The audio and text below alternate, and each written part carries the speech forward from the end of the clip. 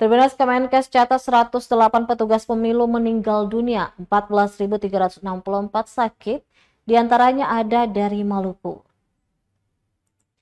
Sebanyak 108 petugas pemungutan suara pemilu 2024 meninggal dunia. Data tersebut berdasarkan rilis Kementerian Kesehatan, Kemenkes tentang jumlah petugas pemungutan suara pemilu 2024 yang meninggal. Berdasarkan laporan tersebut, para petugas meninggal dalam rentan waktu mulai tanggal 10 hingga 22 Februari 2024. Kemenkes merinci data tersebut yakni 58 orang merupakan petugas kelompok penyelenggara pemungutan suara atau KPPS, 20 orang merupakan petugas pelindungan masyarakat atau Linmas, 9 orang saksi, 12 orang petugas, 3 orang petugas pemungutan suara, 6 orang petugas Badan Pengawas Pemilu atau Bawaslu. Masih dari data yang sama, Jawa Barat menjadi wilayah dengan petugas pemilu terbanyak yang meninggal dunia.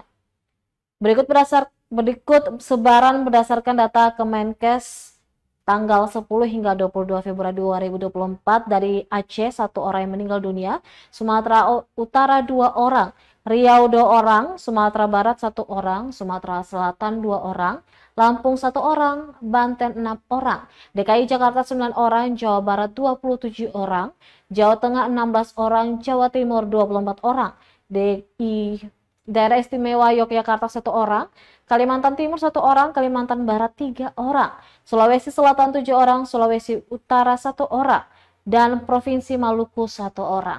Kemenkes pun mengungkapkan penyebab terbanyak dipicu penyakit jantung. Sementara petugas pemilu yang mengalami gangguan kesehatan alias sakit sebanyak 14.364 orang.